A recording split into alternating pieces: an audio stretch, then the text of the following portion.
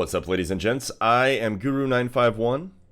Welcome to our recap of Dev Diary Episode 1, known as Odyssey, which is scheduled to release early 2021.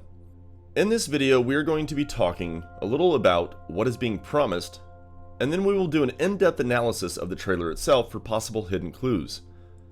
I myself am a firm believer that Easter eggs are regularly placed into their videos, and that the vast majority of pilots are unaware of this, or possibly they are just uninterested.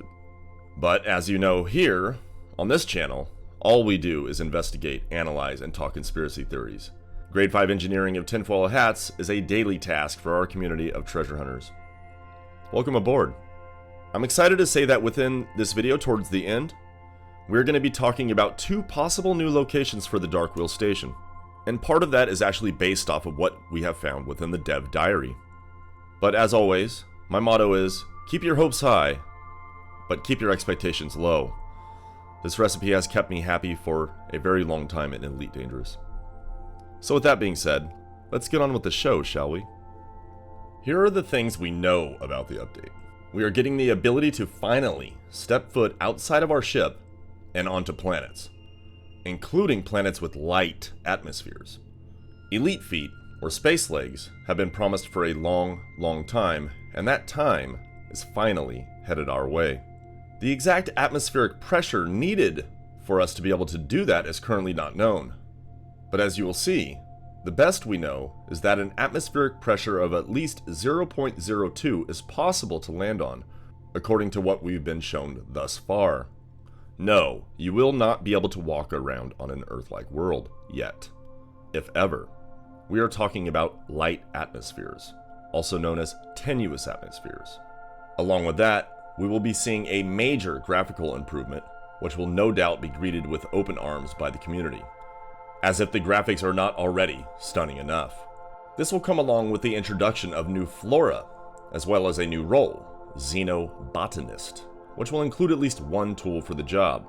We will likely also be seeing a new planetary tag available, First Walked On, or something of that nature. We can finally get to know the feeling of being like Neil Armstrong or Buzz Aldrin as they first stepped on the moon on July 20th in 1969. I imagine there will be a massive gold rush happening for getting our names on popular planets. I encourage you to start building your lists of bodies you wish to have bearing your name and a plan of execution come launch day. We will also be seeing new spacesuits, and reports indicate that when planetside, we will also be able to hear our breathing, which will likely only add to the overall feeling as we step on solid ground for the first time. I personally just hope we will also be seeing capes available to purchase with our arcs. Now let's talk about what the community hopes for in this update. Many are obviously hoping for VR support across all platforms. This will actually make or break the update for many players. Let's keep our fingers crossed for all of you. And no doubt it would be great to see instancing improvements, and a change to the dreaded bookmarking system. 1 or 2 new ships would also be a great addition. The big talk, however, is about landing on planets.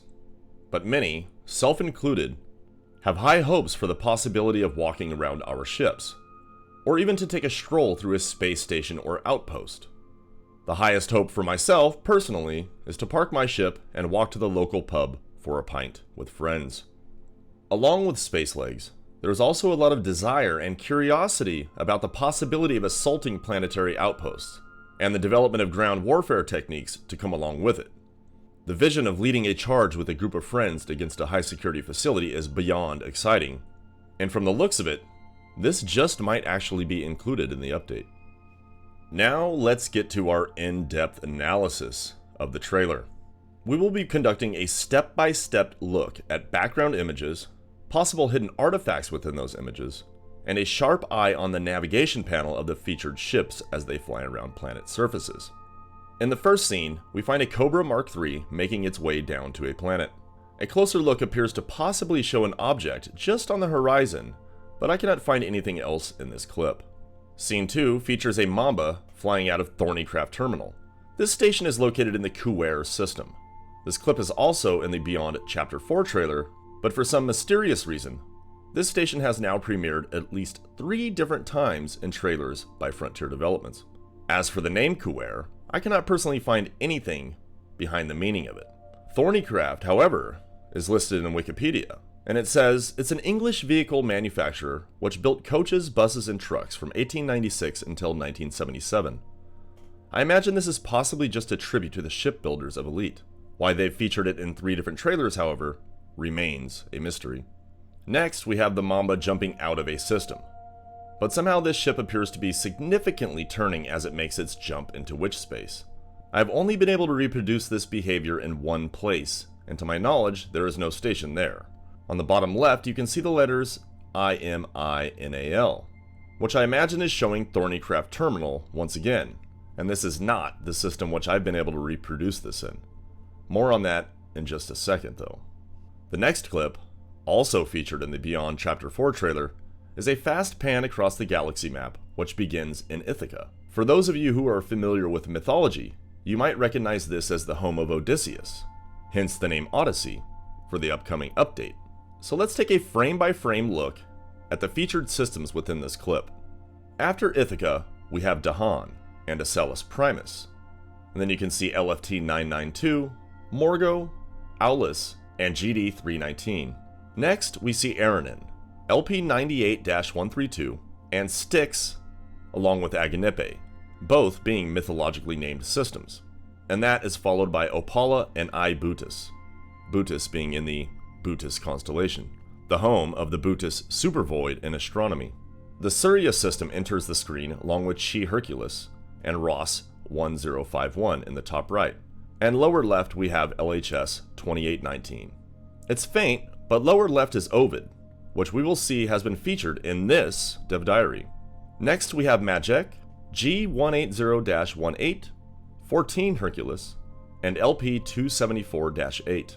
As the clip moves along, we see Yan Yan, Ross 1051, Tehran, and Perkwunos. Next we see Lema, GD356 in the top left along with Hagalaz, and CR Draconis top center. The next part really excites me, by revealing the agricultural goddess of the harvest, Demeter, which many of you may not know, was featured at the start of this clip as Agonippe, which is also one of her names within Greek mythology. Along with that, we see CR Draconis, high center, and LP102-320, bottom left. And with the introduction of 21 Draco and 36 Draconis, this clip is now showing 4 different systems within the Draconis constellation, the Dragon, and left center we see LP180-17. Now we see Omega Draconis enter the picture, along with Aokin, Aokin being a mythological Chinese water dragon. And below Aokin we see ADS10329, which is actually featured in this Dev Diary, and which will be a huge focus for us towards the end of this video. Middle left we see NLTT 44958. But let's speed this up, shall we? As we zoom out and get bombarded with systems, we see even more stars of the Draconis constellation, and we even see Medusa. Now as we move along, we start seeing systems from the Cepheid sector pop into focus. Cepheid is in the Cepheus constellation. Cepheus was the father of Andromeda. And as the scene speeds up, we see Barnard's Loop enter the picture along with Andromeda. And finally, we see it panned all the way out, showing the sheer size of the Milky Way and a bright shimmering prism of light emanating from the core of the galaxy, Sagittarius A. Whew, that was tough, but it was exciting. Many of those systems coincide so much with my past, it's hard for me not to get too excited by all of this. But let's move along. We now see a beautiful clip of 2 pilots walking with guns in hand as an anaconda flies majestically overhead. I'm not personally seeing any artifacts in the next 2 clips, except for the stunning beauty, of course, of this atmospheric planet. We're then shown the new additions to the Rimlock suits. My only concern is the absence of capes in these images. The next shot is a pilot standing in front of their SRV. And I feel like this image really gives you an idea of the scale of that vehicle that's hard to grasp from simply sitting in its seat. Another thing to note is the size of the gun strapped to their back. I would also like to add that I do have a slight hope that we will have more SRV variants in the future. It kind of bums myself and many others that there is just one variant. I'm sure FDev will get to that in time though. The next scene just shows the visual enhancements in regards to planetary textures. and it's just beautiful. The following scene is the almost mythical Dr. K. Ross, the mastermind behind much of what we experience within our time in Elite. The main thing I'm seeing in this scene is a hologram of a mountain being watched over by someone. This is eerily reminiscent of the landscape signal which commanders have found to emanate somewhere from around the center of the galaxy. Lots of time and energy has been spent by many people trying to solve that mystery. Commander Mattius has done an excellent documentation on this. His video is currently posted above right now. If we zoom in on the upper right, we can see it say Vega Facility. I cannot find any station named Vega anything. However, there is a system named Vega. It's in the Lyrae constellation. The Lyrae constellation is the Greek lyre that was given to Orpheus. The Vega system is permit locked by the Federation, and that permit can be earned by increasing your rank with them. Moving on, more beautiful textures and graphical enhancements within the next few scenes. But the next clip has me very, very excited, literally making my heart pump almost out of my chest. What we see is a ship flying over planet B5 of the ADS-10329 system. It's one of the systems that was featured earlier, as we did a step-by-step analysis of that panning shot of the galaxy map. And it's showcasing the new terrain improvements on icy planets. I visited this system as soon as I saw the trailer, and I found something pretty intriguing. When I first arrived here, there was a fleet carrier in orbit of the planet, and at some point it left without much notice for me as I mapped the entire system. But as I took a closer look at the planet from over 2,000 light seconds out, I might add, I saw a human signal on it. Upon closer review, this signal was at the center point of the planet itself. And remember, this planet is currently not landable. So what gives? I logged out and then back into the instance to see if it would go away, and sure enough it did. And I've never been able to get that signal to reappear. But this system, with its ADS designation, is intriguing and incredibly exciting for me. You see, there are only 10 ADS systems in game. They come out of the Aitken Double Star Catalog, which is a catalog published in 1932 by astronomer Robert Grant Aitken. The curious things about the ADS systems are that I actually featured 2 of them in my most recent music video, which is Pink Floyd's Brain Damage, which is linked above. I published this over a month ago. Now, 2 of the 10 ADS systems possess an odd behavior. There are bodies within these systems that will vanish from your radar if you get close enough to them. Each of those systems contain 8th moons, and we know that the hidden Dark Wheel station is in orbit of an 8th moon. The 2 systems in question are ADS-9338AC and ADS-4229ABC. ADS-9338's 8th moon orbits a brown dwarf, and there is no real clear definition of whether a brown dwarf is a star or a gas giant. It's a little gray by definition, as it sits in limbo in its stellar process between being one or the other. ADS-4229's 8th moon does in fact orbit a gas giant. And once again, these 8th moons, along with several other bodies in the systems, will vanish off your radar and become untargetable except through the navigation panel. ADS-4229 also has a semi-hidden system next to it, PMSC 05322 plus 3026. As you can see it pop up here when I rotate around the 2 systems on the galaxy map. It's sandwiched between this system and 26 Auric AD. This is the only place I've ever been able to bend my jump into another system, like we saw achieved by FDev earlier in this recap. You see, you can get about 1 light second from the PMSC system when you're in either 26 Auric AD or in ADS-4229. Many are going to argue that this is simply an error within Stellar Forge's cataloging. I would argue that it is a little more than suspect, especially at this point with the use of the ADS system in the dev diary. Another thing to note about the one in the actual diary is that it sits between Demeter and the Aokin systems. If you know me and my past, you'll know that this is incredibly suspect. For me, it's just beyond exciting. It's just heart-pumping. But I'm trying to keep my expectations low, while at the same time keeping my hopes high. The next clip, more beautiful scenery. What follows is art director Jonathan Battone, and behind him we can see what appears to be some sort of diner, which is very Blade Runner-esque. Can we expect that we're going to be sitting at diners ourselves?